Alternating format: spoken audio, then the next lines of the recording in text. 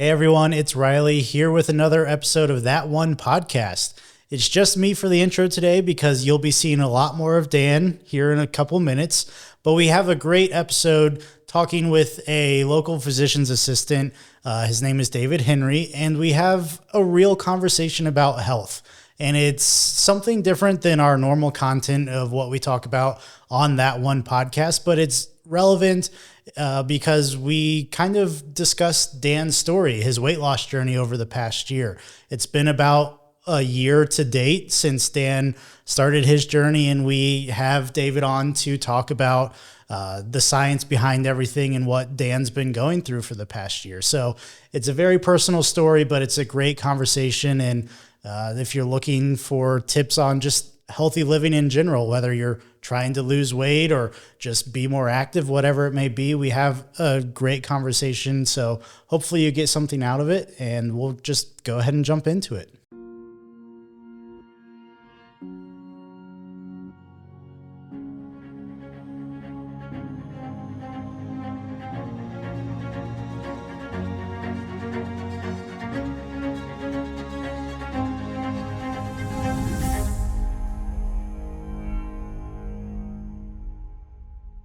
All right, welcome David and Dan, who is normally behind the camera, but he's joining us for this conversation with David today to get a little personal. We're going to talk some weight loss, and this is a very personal issue for Dan, who's been working with David for about a year now, correct? That's right, yeah. Yeah, so Dan, you've shared with me, before we get started, this is a very intimate topic, so anybody who's watching, we're sharing in good faith and hoping that Dan's story and what David has to share can maybe help others who are struggling with the same thing. But do you want to get into your story and kind of what brought this topic to light, in the sense that, you were skinny most of your life into adulthood, and then you started gaining weight kind of out of nowhere, and that kind of shaped you wanting to lose weight. So kind of tell us about your backstory and how this all started. Yeah, so as a kid, I was always skinny. As a young adult, always skinny. Like, I was 6 foot tall at 17 and weighed 145 pounds up until I was like 27. Then I probably gained a healthy amount of weight after that, and until I was about 35-ish. And then from 35 to 39, I got pretty big. And I think everyone has a different tolerance of the amount of weight they can handle. But for me, like, if I'm going to throw some pictures up of myself, but like, my body was telling me, you've got to change something here, buddy. Because I could eat anything I wanted for years, and it created a lot of bad habits that weren't bad at the time because I couldn't see the results of it. Yeah. And it caught up with me, and it just, I was really low on energy. I was full of anxiety, depression, and I knew I had to make a change. Yeah, so David, I guess before we jump into questions related to Dan's story, if you want to give a little bit of a background on what you do and how long you've been doing it, that type of stuff. So I'm a physician assistant. So I've done that for a little bit more than 10 years. Makes me start to feel a little bit old. Yeah. I think about that. But I work in family medicine at for a local hospital system. So I've worked in two different systems. But most of the time, I see colds, I see babies, I see people who are nearly 100. I talk about weight every day. I talk about anxiety and depression every day with people. And so if you would have told me 10 years ago that I'd be a mental health and weight loss provider, I would have said, no way, that's not what I want to be doing. But that's just kind of how my job has morphed. And I do enjoy it, mostly because there's not necessarily always a right way to do it.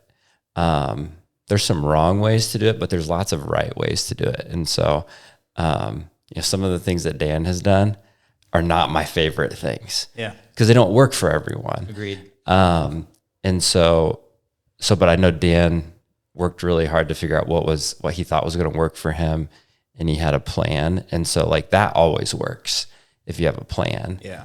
And so Dan's story is just one of many of people that have decided that they need to be different. And so Dan right now is looking pretty good. Yeah. And so, so that's kind of where I've been and what I've done and what I'm doing. Awesome. So when you hear a story like Dan's, eat whatever you want, and then you get into adulthood, it changes for everybody when that time period comes. But inevitably, I think it comes for everyone at some point.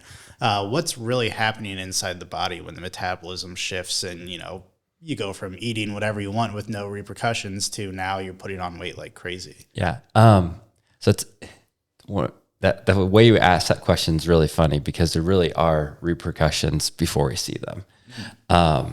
And so one thing is, I have listened to some people, and there's a term that is really interesting. They call it skinny fat.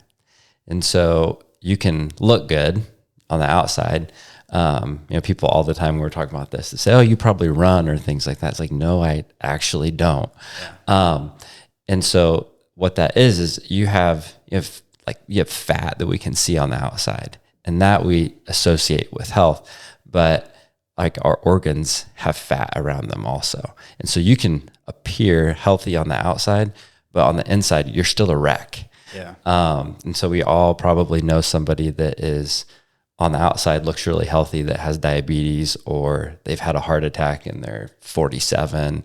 And so like, that's what that term is kind of getting at. And so, so Dan had problems long before he saw them. Yeah. And so it's for him, I imagine, because there's other parts of Dan's story that we're not going to talk about, that his body just couldn't stand up anymore. It's like the outside, he finally said, hey, you know what? I've had enough stress on me. And that response of stress finally says like, my blood sugar is high and too high right now. So I'm now getting all of this stored as fat that we can see. And so there's lots of scientific things that we can talk about. Some of us, I don't talk about those with my patient because some of them are really hard, but simply that's probably what happened is Dan just had a breaking point with not just food, but emotional things, that it was all a cascade. Yeah. And that's the story of a lot of people. You show me somebody that has trouble with their weight, they probably have some mental things that they're working through also. Yeah. So Dan, you've been honest about struggling with food addiction, and kind of overeating. What did that look like for you from a day-to-day perspective? Well, honestly, I think the biggest trick is that I didn't realize that I had it, because I just ate. I felt hungry, so I ate, and I was skinny, so whatever.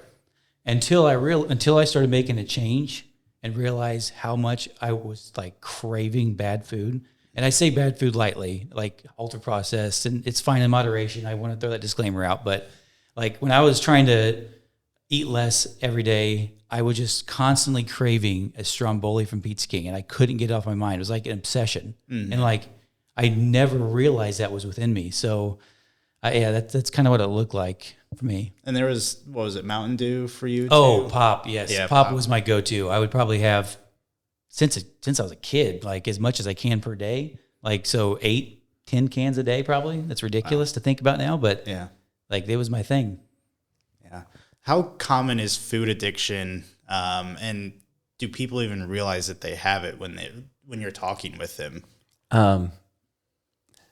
Food addiction isn't my favorite thing to call it, mm-hmm. because, I mean, it is, I guess addiction is fair, but I also think it makes sense. Mm-hmm. And so when your body gets sugar all the time, then what that causes your body, your blood sugar to go up and go down and go up and go down. And so, all of us, when our blood sugar peaks and then drops, we want something to eat because that's normal. It's a craving, not really hunger though, from what I've all the time. Yeah. So I would just say to like for blanket wise, cause that's it's like, so what's the difference? The difference is maybe the emotion behind it, but the physiologic response is exactly the same. And so as your body is, so as Dan is coming off of that, he does have, there is this training that you have to redo for your body, because when your body is built to use sugar, like your brain, that's its primary form of energy. But the more and more you're exposed to it, your body doesn't process it as well. And so your baseline blood sugar slowly starts to rise. And when that happens, when you get tired, when you're stressed, when you have a can of Mountain Dew for breakfast and it spikes and drops, all of a sudden at 10 o'clock, when you had that at 7, you feel like you literally want to eat your arm off. And it whether it's, for some people it's addiction, or because like I had, a coffee full of sugar and didn't eat any breakfast, and I haven't had addictive issues with food, I'm still super hungry. And then that drives us to go eat something. And so we just get in this cycle of always going and grabbing something. And so Dan kind of, like, part of his thing is he almost trained himself out of it. Yeah. Which is super hard. Like, it is very hard. Yeah. Like, Dan is weird. Yeah. Like, there's not a lot of people that have, like, some of the stuff Dan has done that actually are able to do that. And so probably a year ago, I just committed to eating breakfast. And so what that has done is, like, at breakfast time, my goal is to almost have no sugar. Like, any extreme, I think, is an extreme. And so you have to be careful. And so, but at breakfast time, I try not to do any sugar. And because I was noticing that before lunch, I was getting really hungry. And then after lunch, I was really tired. I'm talking to people in my room and thinking, I need to maybe stand up. Like, I'm tired enough. I need to stand up. And so I noticed when I did that at breakfast, I quit having those issues. It didn't matter how much I slept. Didn't matter if I had caffeine or not. It was that change. And so that cycle of blood sugar up, blood sugar down, blood sugar up, blood sugar down, quit. And so for some addiction, some of it just, like, you need to train your body to do different things. Give it a different math problem, and it adds up to a different equation and answer. Yeah. So Dan, it's been almost a year exactly. Yeah, September 1st is when I started this journey. Awesome. And kind of break down what you did and your plan, because, David talked about having a plan, and what was your initial plan? What have you, I've personally heard some things you've told me, but, break that down of what did you do first, and then kind of what have you done to sustain that over the year-long process?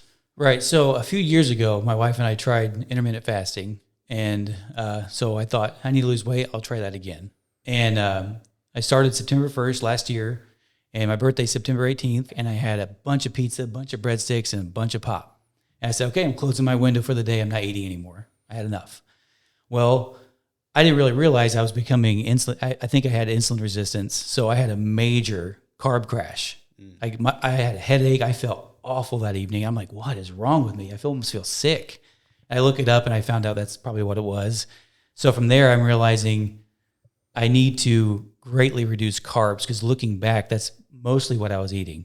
Pizza, hamburgers. I was a very picky eater. So you pick, you pick a bad food. That's probably what I was eating. And I say bad food lightly. When you eat as much of that type of food as I was eating, that's when it's bad. Mm-hmm. You can have all the foods in the world, but, like, you need to do it in moderation.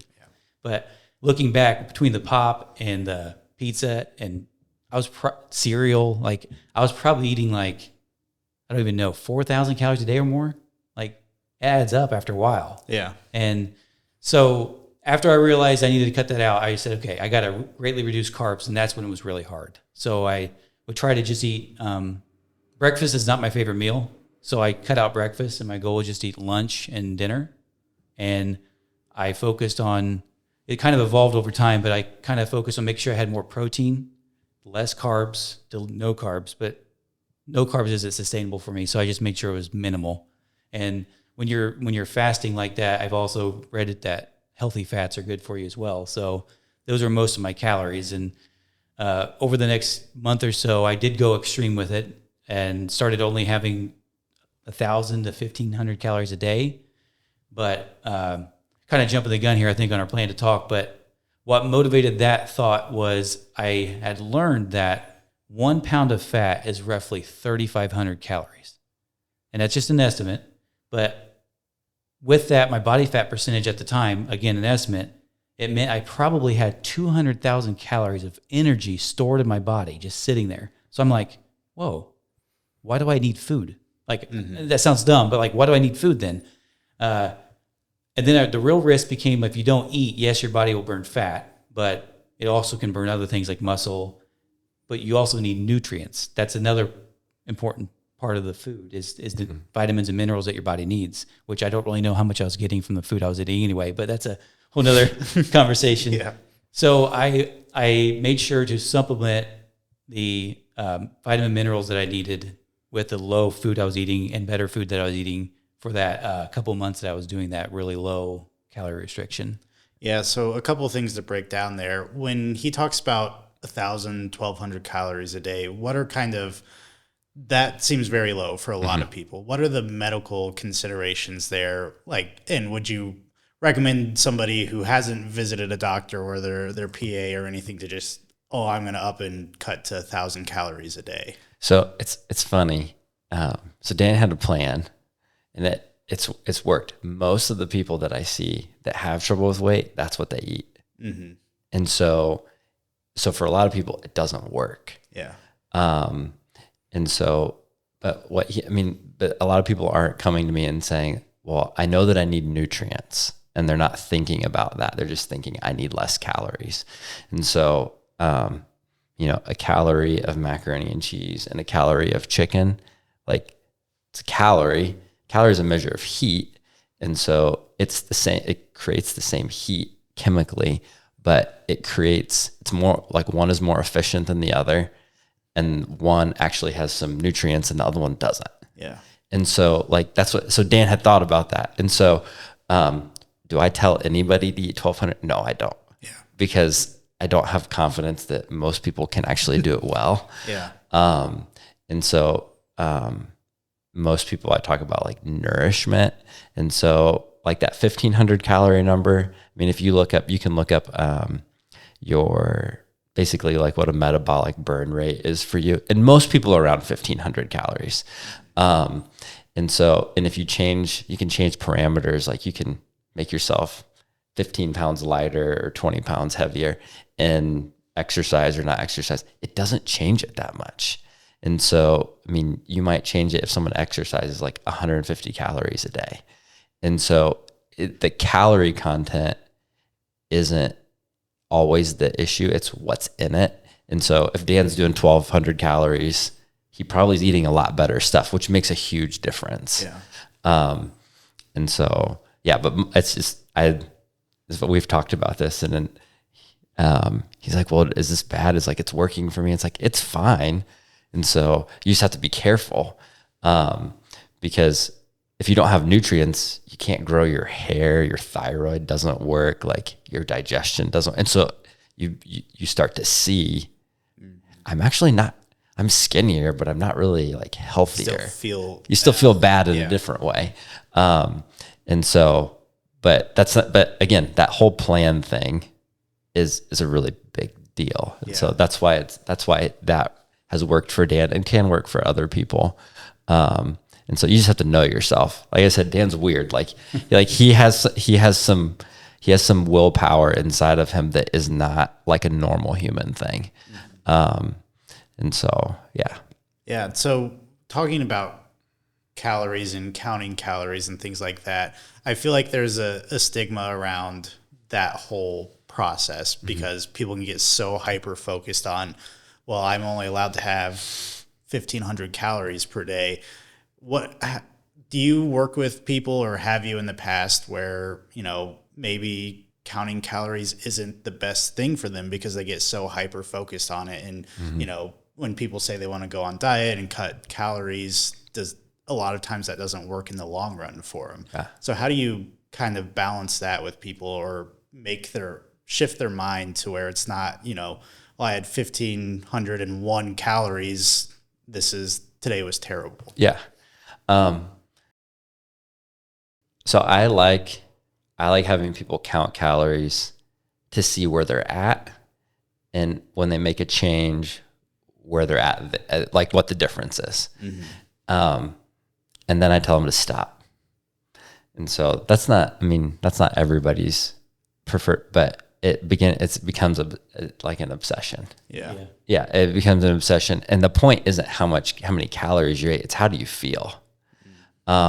Because you could eat 1,500 calories, but you still really love macaroni and cheese and Mountain Dew, and you still feel like garbage. Yeah. And so then the question to me is kind of like what happened, has happened to me is to say, do you feel sleepy? Are you hungry at the wrong times? Like how well are you sleeping? Do you wake up and you actually feel like you slept? Do you feel sad all the time like it used to? Like those things matter way more than the number. And so if, you're eating, a certain number of calories, and it's good to know every once in a while, it's good to have rechecks and say, well, I've been doing this. This is kind of what I'm doing, which I did that.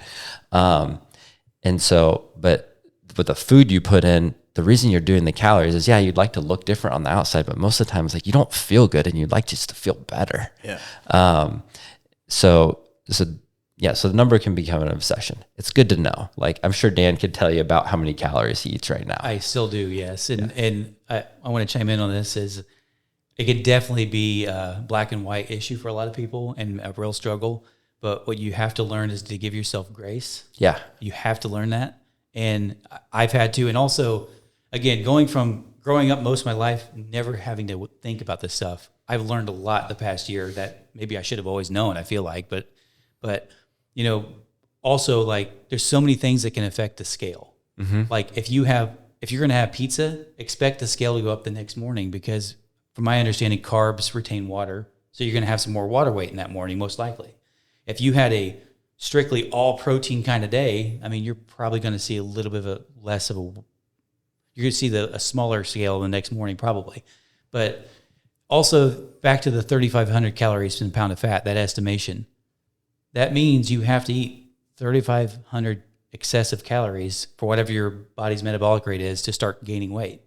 So it takes time. Yeah. So then there's grace. So if you have a bad day and go over 1,000 calories, your body can handle it.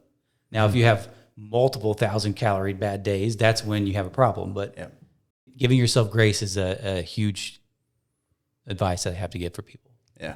You mentioned scale, and that can be a whole nother issue along with, counting calories being an obsession. What are your thoughts on, weighing in daily for somebody who's going intentionally trying to lose weight, who has a plan, who has everything laid out, weighing yourself daily, weighing yourself once a week, once a month, or really does it go back to just how do you feel? So you have to know yourself. Mm-hmm. I mean, some people, that's going to be an obsession. Yeah.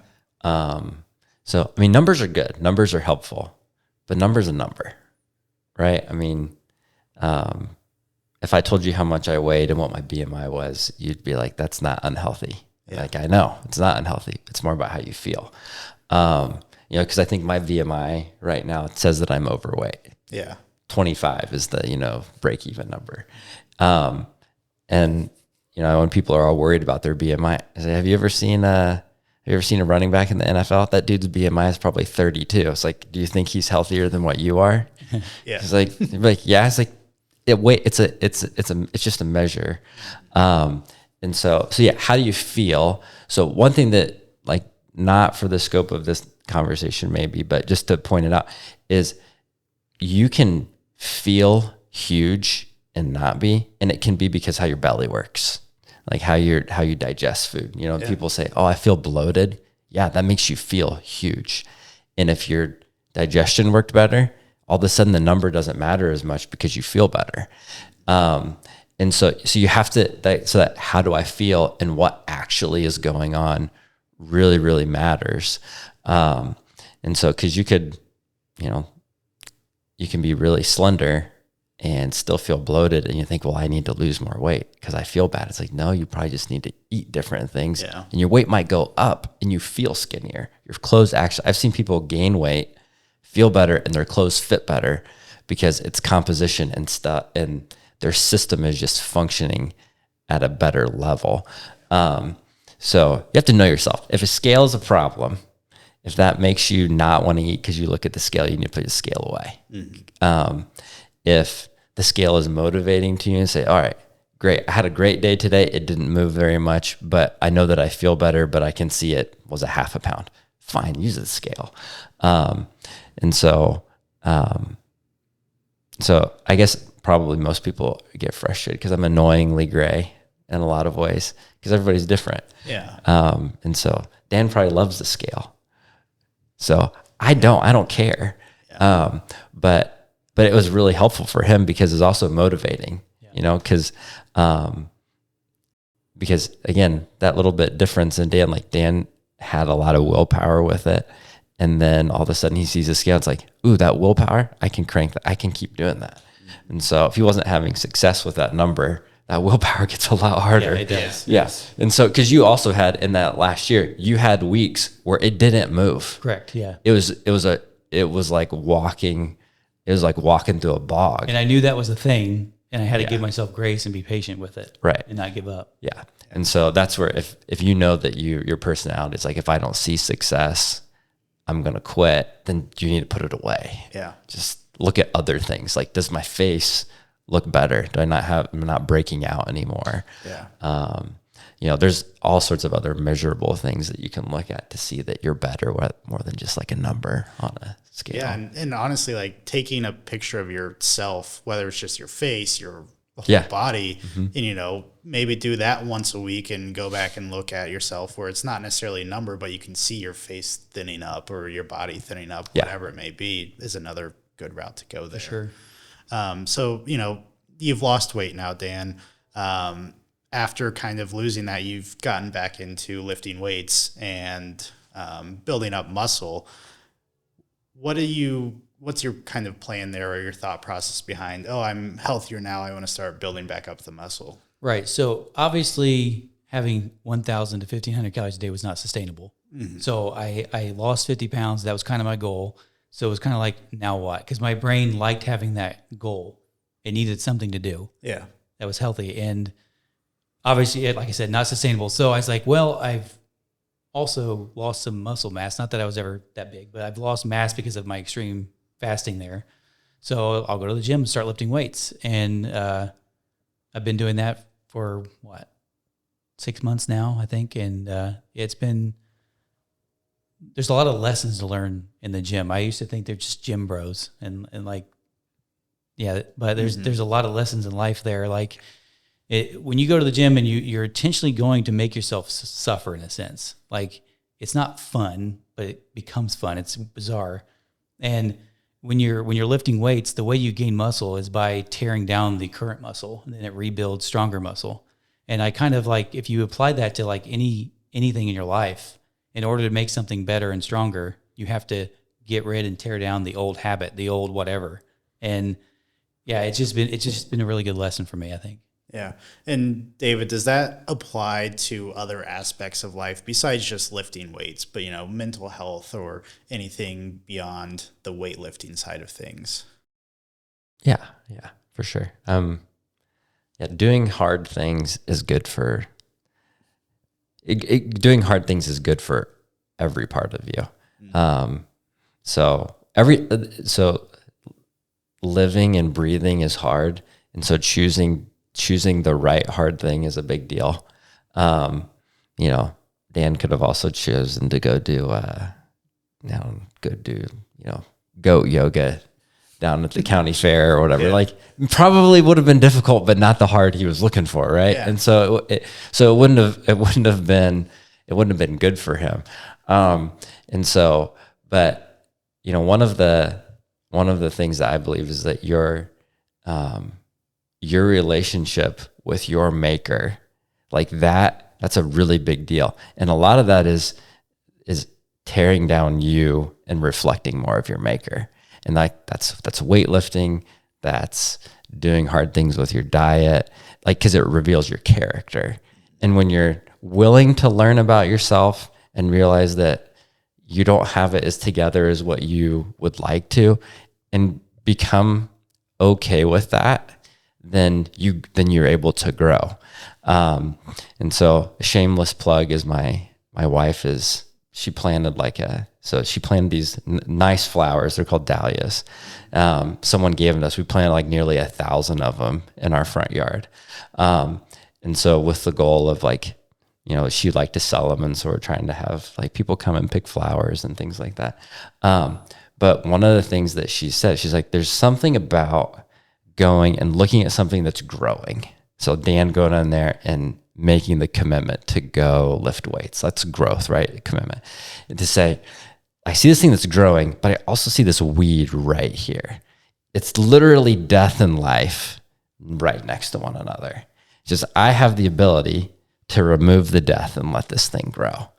And, she's like, it reminds me a lot of my life is like, if I don't get rid of the thing that is deathly, it's hard, right? It's hilarious. She had one of her hands, her index finger has got tendonitis. It's crazy because of all of the pinching and pulling she's done this summer. And so she's like, it reminds me, like, if I don't get rid of that and struggle, then like this thing that can give life it's going to die. It's going to get choked out. And so like, that's what Dan is doing when he goes, that's what we're doing when we go exercise is like, we're intentionally trying to pinch out these little things that are like trying to kill us. And that reverberates across all of our life. Yeah. So lessons, how you put flowers and weightlifting together. And so it's an analogy I've never heard before. So I like it. We've talked a lot about just weight and the physical aspect of getting healthier, losing weight. But Dan, a lot of what your journey over the past year has been the mental side of things too, with stress and anxiety. Can you talk about how that's changed since you've gotten your body in a better position? Yeah. A year ago and long before that, I was definitely on anxiety and depression medications. And since I started this journey, it's like it gave me something to focus on. And as I got healthier, my brain got healthier too. My mind got healthier, and I'm no longer on those things. And there's always a good reason to be on them. So we're not saying we're anti any of that. Mm-hmm. But for me, it was just like my brain needed something to do, like besides be comfortable. Because the irony about comfort is it actually makes you miserable after a while. So choosing to do the hard thing can sometimes fix those things. Yeah. And why does intentional physical stress, exercise, fasting, feeling that discomfort often improve mental health? Like what's the science behind it or the psychology behind it, I guess? Oh man, psychology behind it. So whether it's actual psychology or if it's just David's psychology, when you do hard, it exposes you. And if you want to be better, you have to be exposed. And so like part of what Dan's story is I would say the biggest reason why he had the weight in food was his brain way before he maybe even realized it. Like that was a long time coming. And so when you kind of draw a line in the sand and decide to do hard things, whether it's comfort or you just don't know what to do, but you're just like, I just want to be different. Like that it has to change you. There's no option other to be changed. And so like whether you're taking medicine or you're like, I don't want to be taking medicine, or I don't want to be in the spot to have to take it. All those places are okay, but you don't want to be stuck there. Like I'm not taking medicine, but there's places like mentally, I don't want to be stuck. Like I want to grow. Like listening to Dan and rubbing shoulders with him makes me want to go a little bit deeper. And so part of that too is who you're around. Yeah. You listen to other people talk. Do you feel like that you need to go take a shower because it's like you feel icky around them, or do you feel like you want to go run through a wall? Yeah. You can be around people that are really quiet, but just their persona says, hey, I don't know what it is about you, but I just want to be different. And so sometimes I think you can listen to Dan sometimes and you can get that feeling. And so that's why Dan needs to be willing to tell his story, because it's good for some people to hear it. Yeah. So whenever hard is good. Our family, we talk about hard a lot. And pretty much every choice there's going to be some element of hard. And so if you want this thing, then that hard, you're going to be willing to go through it. And so for Dan, he didn't want to be on medicine anymore. Like that was a huge reason probably for him to eat better too. It's like, yeah, I don't want to look like I do, but it's like, I'm tired of taking these pills. And so, so whatever the hard was, he was game for it. Yeah. And so if you're not really up for the hard you're signing up for, you probably should find a different hard to work on, because you're just going to fail and you're going to feel worse about yourself. Try something else first. Yeah. And so, I'd say that a lot in my office. Like, well, if you want to do that hard, like we can go for it. Yeah. This hard over here is also difficult, but which one do you want? So, because we can get better either way, just takes you a different path. Yeah. And how does that compare, not to, again, like Dan said, not anti-medicine or anything, but like, how does that compare to, just going to a doctor and getting prescribed something for mental health, stress, anxiety, or weight loss even? You kind of already answered that, but like, what's the difference there? So I write medicine, right? I was trained to write medicine. The longer I do it, I try a lot harder not to write medicine. I try to encourage people to do things where they can, without it. But so medicine helps. I mean, Dan would say it would help. But it doesn't fix anything. Something that I've listened to some, physicians on podcasts or, therapists or nutritionists. And the thing that I keep coming back to is like my desire for people, for myself, for my family, is to be whole. And so that looks more like having a solution to the problem. And so like the problem is solved and it's over with, versus like I fixed it, but it's still going to break later. Yeah. Because it was just a fix. And I think if all of us are honest with ourselves like that, like when you say, I want to be whole, like that makes you feel something inside, because you're like, I don't feel that way. And so, all of us like to be fixed, but all of us would be like, if I could be whole, and I don't even necessarily know what that means maybe, but that just sounds way better.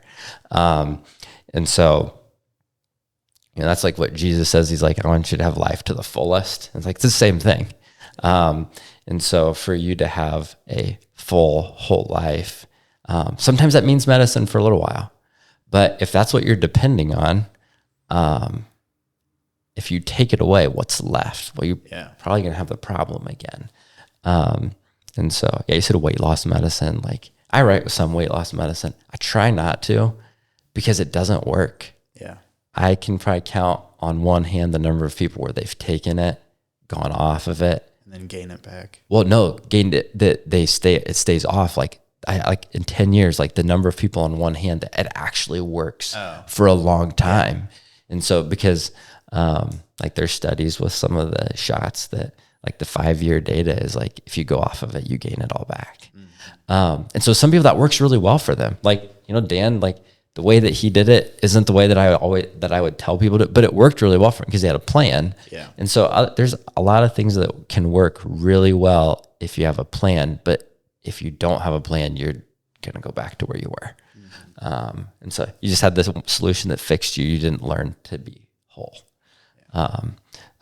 Because if you don't change your lifestyle and you just depend on the medicine, the second you stop taking the medicine and the medicine stops working, your lifestyle hasn't changed. So you're going to just go back to your old it's ways. Same with everything. Yeah. Like you and I love our wives, but if we depend on our wives to be our source of joy or contentment or whatever, like they're human. Like they don't have the capacity to do that all day long, every day. Mm-hmm. If I, if I have a friend that's like, hey, this is my one source of meaning or something like that, then even if they're awesome, they're not going to be able to do that forever. And so it's like, so where you're putting your where you're putting your hope for whatever thing, it's got to be able to stand up for a long time, whatever the stress is that you put it under. Yeah.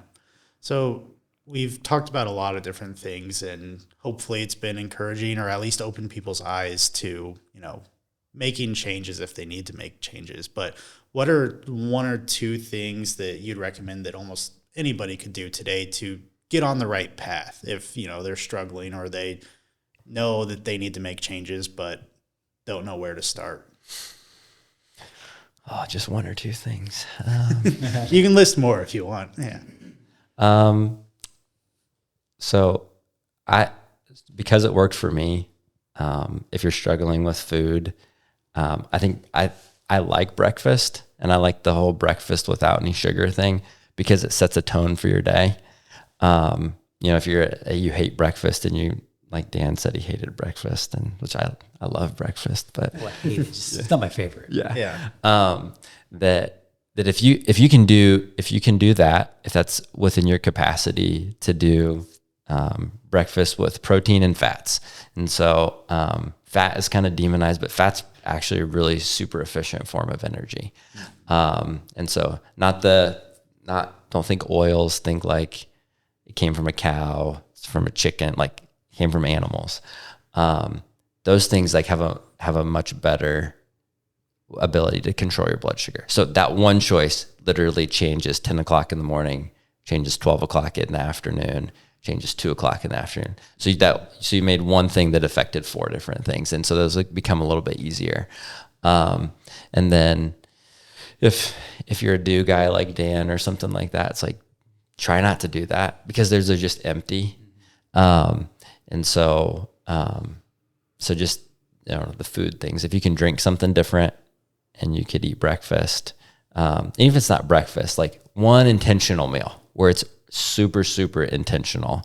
You don't have to be an expert overnight or great at everything overnight. It's just, if you do one thing with it and you can see the difference, and that changes you. So you should obviously have a plan. And so you also probably shouldn't do it by yourself. So I think Chelsea did some of this stuff with you. When's Chelsea going to make her podcast debut? Soon. She wants to. All right.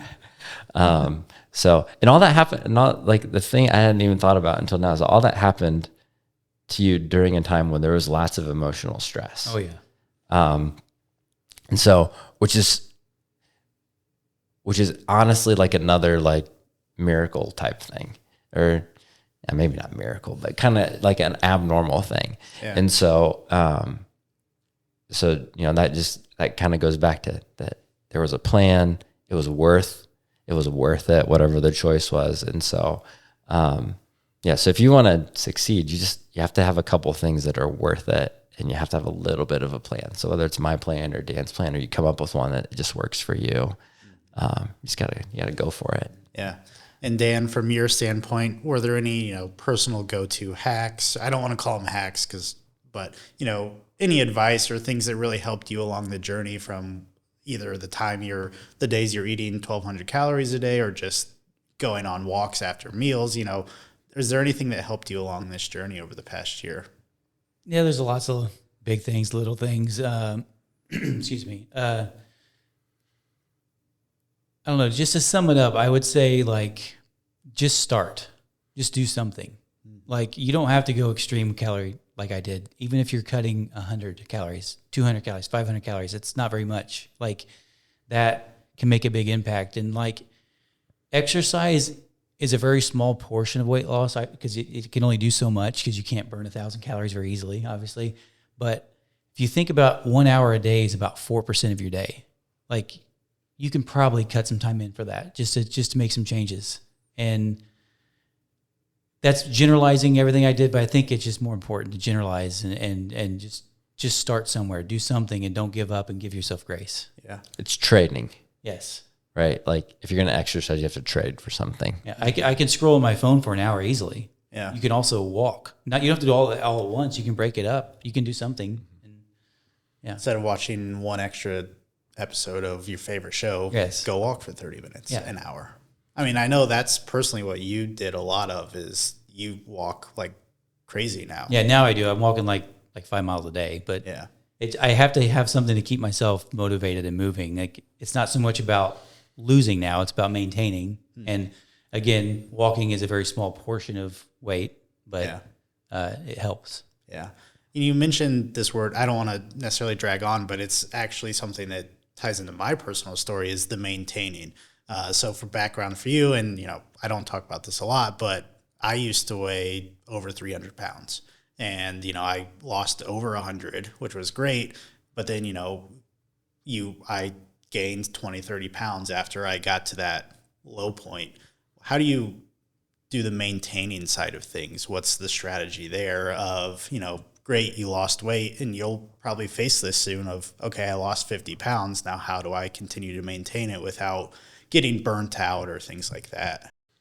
I know we didn't prep for that. No, I have so many questions. Yeah. That's one thing that we can dive into it. I don't care. That's one thing that, I hope I've become a lot better at is just like listening and asking better questions. And honestly, like learning to ask questions good questions to yourself. And so like one of the things that I would want to know with, someone that has done well and then struggles, like, well, what happened in your life? Like, did you have a different job? Did somebody die? You had friends that moved away and now you have no friends. I mean, like those things matter. Yeah. And so like those sort of things. And then it's like, are you just tired of food? Like what do you need to do that? Like, what's just boring to you? Like, is there something more exciting you need to do? And so, because we are made like that flower to grow. Like our body, like part of the reason that that people come in to see me and they're like, well, I don't eat anything. I'm not drinking pop. Like I eat 1,200 calories a day, but I'm still gaining weight. It's like, because your body is literally designed to stay alive. Mm-hmm. And it does it in ways that aren't the best, but it's designed to literally not die. Yeah. And so if you're stuck, your body is doing something, and to say, well, can I figure out what it's actually doing here? Someone that is super stressed comes in, I haven't eating, but like some people lose a bunch of weight. Some people gain a bunch of weight. I mean, I've had people come in, it's like, I gained 20 pounds this month. Like, I feel awful. I'm like, okay, well, what happened to you? Like, and people have all sorts of things you listen to. And it's like, how are you like, have you ever considered the fact it was a big deal you like actually walked in here today? Like, that's a win based on that sort of stuff. And so, that's with, like I said, with some of the stuff that Dan has gone through. It's like, it would have been a win if Dan just didn't gain weight. Yeah. If he just said plateaued, I would have been like, dude, awesome. You did great. And so, but he still lost. And so, questions, you gotta ask yourself questions like when you get stuck. It's like, why am I here? Yeah. What's going on? What's different? And you can tell that's what Dan has done. It's like, yep, probably eating 1,200 calories isn't going to be sustainable for a long period of time because I exhausted my 200,000 calories, right? Yeah. Right. So I exhausted a lot of that. And so, I have to learn how to eat more and keep that Stromboli craving, out of my mind kind of deal. And so he probably doesn't crave Strombolis very often anymore. No. Like your body changes. It does. And that's been part of the journey too, is when I was doing the extreme fasting and, again, I was drinking tons of pop before that, I was down to water and I'm like, I have to have something with flavor. Yeah. Just something. And obviously no sugar. Yeah. And I don't like a lot of the sugar-free drinks. They don't taste right to me. So I wasn't even going to give those a shot. So I tried black coffee and I'm like, this is awful. But what was weird is over the next few days, I found myself wanting a coffee. Like, I don't like it. Why would I want it? Like, my brain would just like, yes, have some flavor, have something. Now I love black coffee. So it's like, it's a literal caffeine is change. kind of like a perk too. Yeah, for sure. But my advice on maintaining is the way my brain works is I like numbers, I like data. I like seeing stuff. So that's why the scale and all that stuff doesn't really bother me. But learning what your body needs to maintain was my goal. And now I know where I'm at. Like, I know I need this many calories a day. If I start exceeding that over a long period of time, I'll gain weight. Not like the next day I'll gain weight. That's not what I'm worried about. But learning that number and that's why I still count calories just to know where I'm at. But again, it's easier to count when you're trying to maintain than it is when you're trying to lose. Yeah. Because like when you're trying to lose, it feels restrictive, but when you're trying to maintain, you have a bigger number to work with. And You also know what it is. Yeah. Counting becomes less difficult. Yeah. It's like, I know what that thing is because I do it consistently. Right, So right. we all get in habits. And so when you have a habit, some of the more mundane things, they become easy. Yeah. So, yeah. yeah. Cause I don't count, but I could go through and I could tell you about what I eat. I mean, I could cycle through it and say, well, I probably was like 1,800 a day. Right. Yeah. So, it's also when you eat really good food, just for throwing it out there, when you eat food that is good for you, that's not like been super processed or had a bunch of added sugar in it, it's really hard to eat a lot of calories. Yes. I mean, Yeah. it just is. You just get full. Right? Yeah. And it's a lot of food. I mean, if I said, hey, at breakfast, so if you just did 1,500 divided by 3, so breakfast, lunch, and dinner, eat 500 calories of no sugar food at breakfast time. Like you'll roll out of your house. That's a lot of eggs. Yeah. It's a lot of eggs, right? It's a lot of eggs. It's a lot of bacon. It's whole milk. Yeah. So if you're going to do dairy, don't do fat free. Like that defeats the purpose. But it's a lot of food. And so when you think about it, it's like, well, I'm not really hungry until lunchtime. It's like, yeah, that's the point. You satiated your body, and it was actually hard to eat that much. And so, so so it's easier to count when you kind of count a little bit, but it's also when you count and you figure out what to eat, like you don't even think about counting anymore because you just know you're in the right window. Yeah. So Awesome. Well, any last pieces of advice from either of you? Any final thoughts? if you need flavor, do like mineral water or something that's got. Oh, some I found some flavors in things it. nowadays. Yeah, Yeah. that's Have you tried the Mio, like the squirt stuff? I drink. I've heard mixed reviews, but I drink lemon flavor. water, black coffee, and I've recently discovered Topo Chicos, the mineral water. They're delicious. I don't even know what that is. Yeah. Neither. So Why? I like things. So everybody knows what liquid IV is now at this point. And so that's not my favorite. It's got extra vitamins and things. I don't, that's a different topic, vitamins. But there's one called Relight that I like. And so, it has some flavor. It has stevia for a sweetener, but your body needs nutrients. Like Dan talked about that. And so, if you don't have minerals in your body, then functions just don't happen. Yeah. And so, we've demonized some minerals, like salt is one of them. And so salt's super important. Like you can't digest food and make stomach acid unless you have salt. It's kind of important, right? Yeah. And so, your heart doesn't beat appropriately if you don't have enough potassium. You get muscle cramps if you don't have enough potassium and magnesium.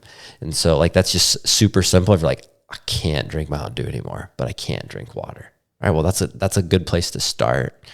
And so that'd be my extra tidbit. Breakfast, mineral water, have a plan. So Awesome. Well, thank you, David, for joining us. And thank you, Dan, for getting on the other side of the camera for this one and being willing to share your story and hoping that, somebody who's watching this, that it can be helpful for them in sharing your background. So I want to thank both of you, and we'll go ahead and wrap up. All right. thanks. Thank you.